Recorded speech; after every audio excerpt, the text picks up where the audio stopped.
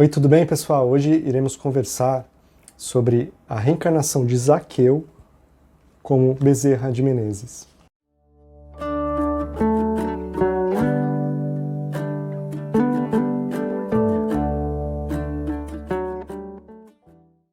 Esta informação, esta hipótese nos é trazida pelo autor Jorge Damas no livro 13º Apóstolo, As Reencarnações de Bezerra de Menezes. Neste livro, o autor faz uma pesquisa bibliográfica muito intensa nas obras de Chico Xavier e Ivone Pereira. E esta grande médium brasileira, Ivone Pereira, há também informações de que ela, no seu círculo mais íntimo, dizia que Zaqueu e Bezerra de Menezes eram o mesmo espírito. Para quem quiser essas referências, tem meu e-mail aí na descrição, eu posso fornecer para quem quiser pesquisar isso mais a fundo. Mas enfim, se essa hipótese for realmente verdadeira, podemos entender melhor quem foi Zaqueu. No Evangelho de Lucas, temos o relato no qual Jesus passa por Jerusalém e Zaqueu, um coletor de impostos, sobe a uma árvore para poder vê-lo melhor.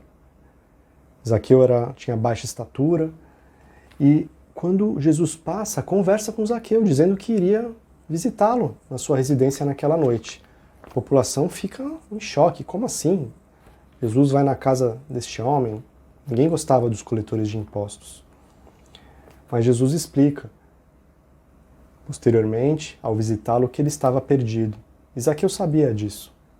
Tanto é que aquela visita de Jesus é um marco na vida de Zaqueu, um marco na trajetória evolutiva deste espírito, que dali em diante muda completamente a sua vida, doa boa parte de seus bens, se torna um cristão, dando um novo impulso no seu crescimento. Após várias encarnações, ele nasce em 1831, no interior do Ceará, como Adolfo Bezerra de Menezes Cavalcante. Adolfo, aos 20 anos, apresenta o desejo de se tornar médico.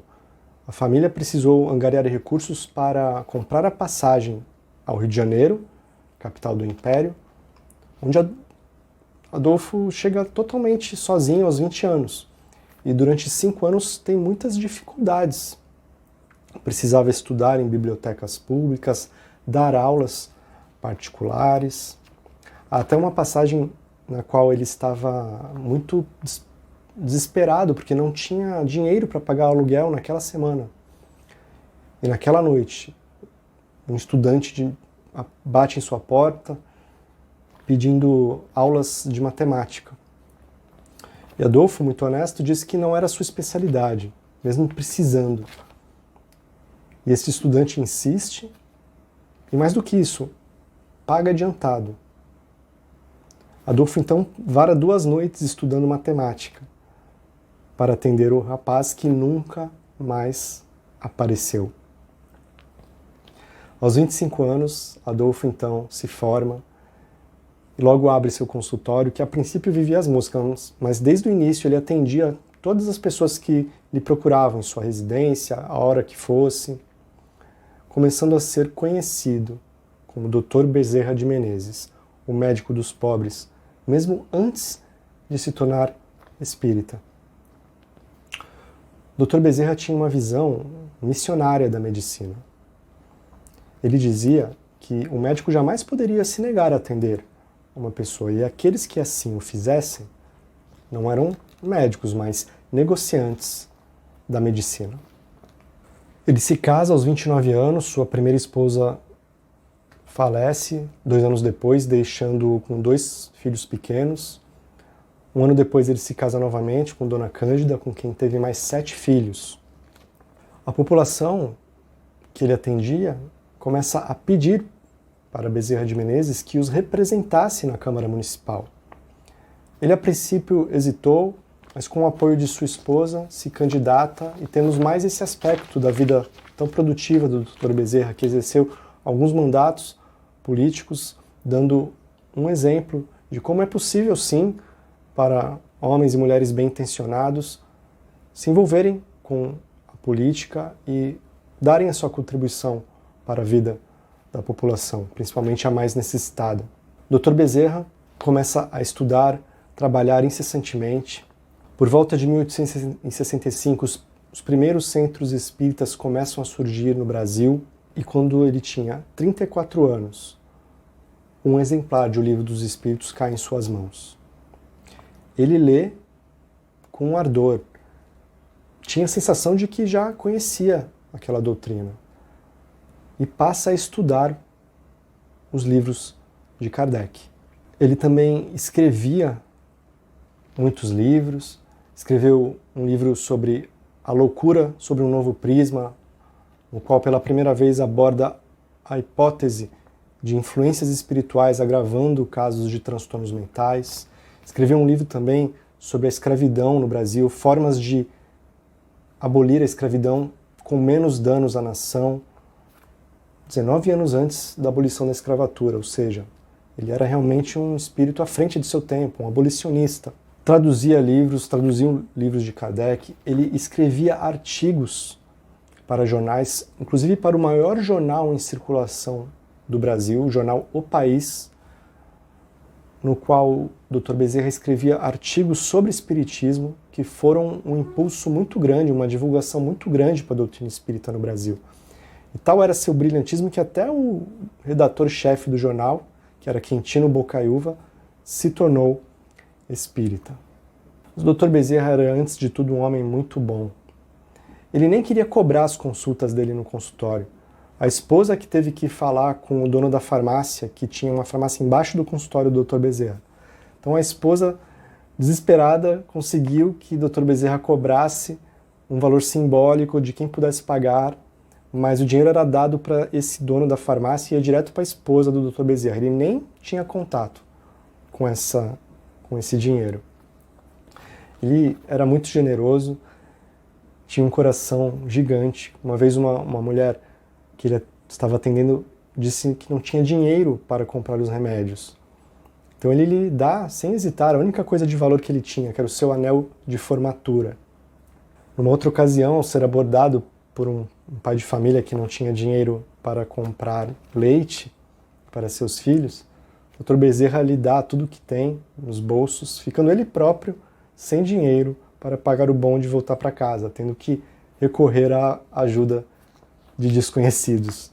Aos 55 anos, ele declara-se espírita publicamente numa palestra para mais de 2.000 pessoas, presentes muitos membros da alta sociedade, autoridades, enfim, pessoas importantes, e foi um escândalo. Como assim espírita?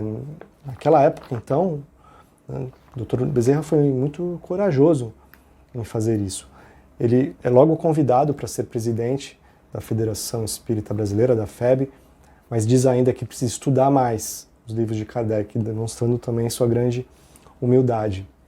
Ele funda uma casa espírita que se chama O Centro, e ali ele trabalhava, e uma das cenas do filme, Bezerra de Menezes, acho que uma das melhores cenas mostra ele nesse centro, uma sessão aberta, e aí um homem, um materialista, ateu, desafia o Dr. Bezerra para um debate, dizendo que havia elencado uma lista de médiuns fraudulentos.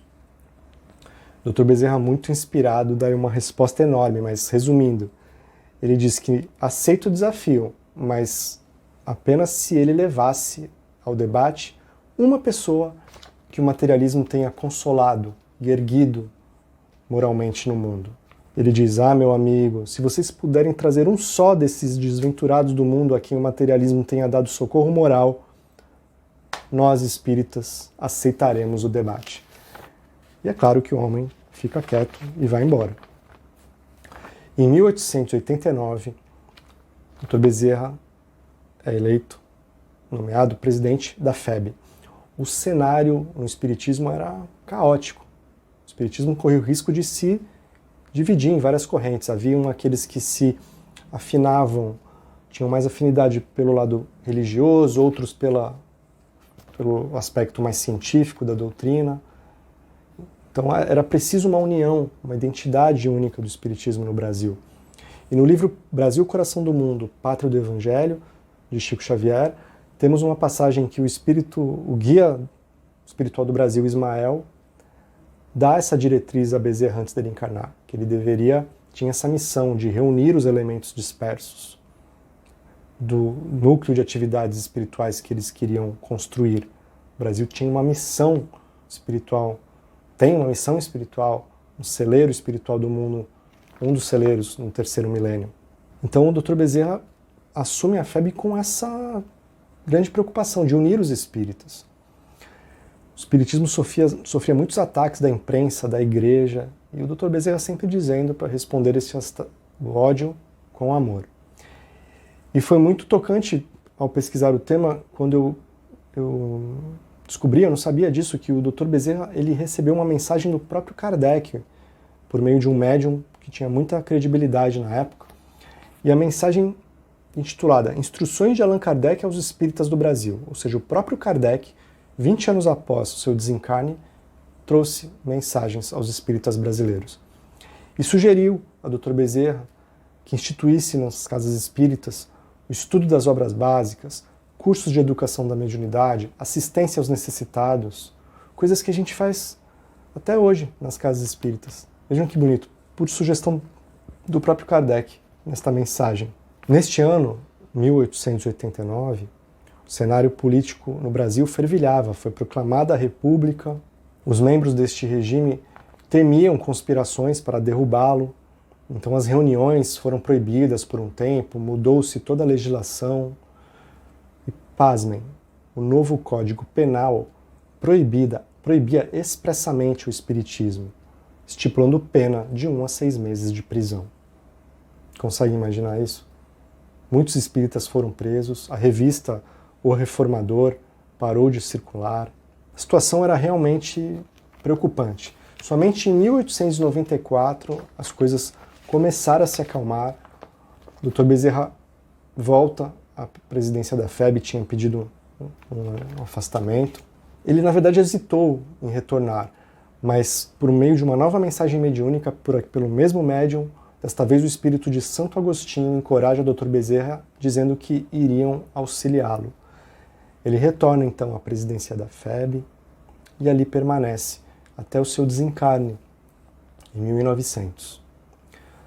Neste ano, o Dr. Bezerra teve um AVC hemorrágico muito sério que o deixou acamado por 3 meses antes de desencarnar, suavemente. Nesses 3 meses ele foi visitado por pessoas de todas as classes sociais, mas principalmente os pobres, tantas pessoas que ele atendia, às vezes no meio da noite.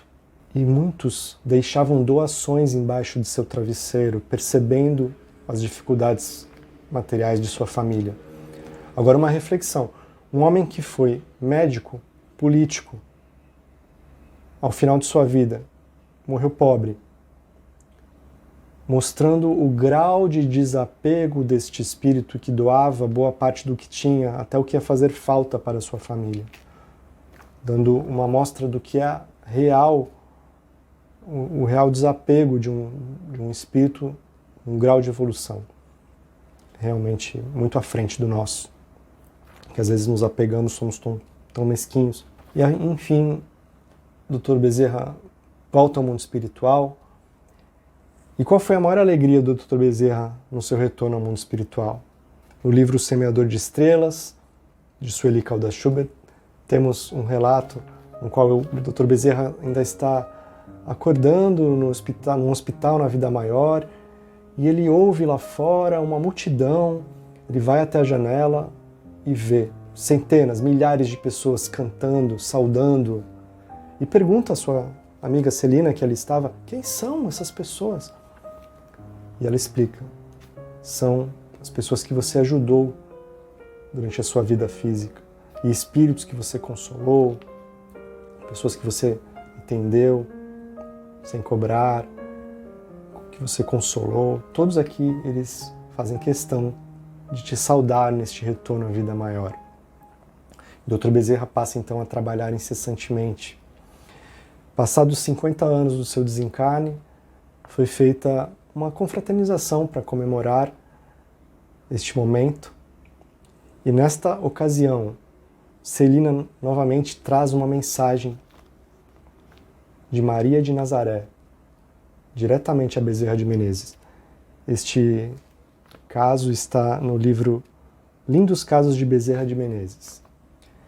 Então Celina traz uma mensagem a Bezerra de Maria dizendo que ele já tinha cumprido a sua missão junto ao planeta Terra, que ele poderia alçar voos mais altos, buscar coletividades mais avançadas, planos mais felizes. O Dr. Bezerra se demonstra muita gratidão, mas afirma que preferia continuar o seu trabalho junto aos sofredores do mundo, porque enquanto houvesse uma pessoa chorando de dor, ele não conseguiria ser feliz. E Maria de Nazaré autoriza que ele aqui permanecesse pelo tempo que fosse necessário.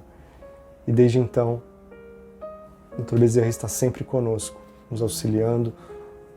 A corrente do Dr. Bezerra de Menezes reúne milhares e milhares, é uma das maiores do mundo espiritual, atuando em toda parte. Este grande missionário que foi tão importante para o espiritismo, tão importante para o nosso país, dando tantos exemplos para nos inspirar nesta fase desafiadora que estamos vivendo. Muito obrigado por você ter ficado comigo até aqui e até um próximo vídeo. Tchau!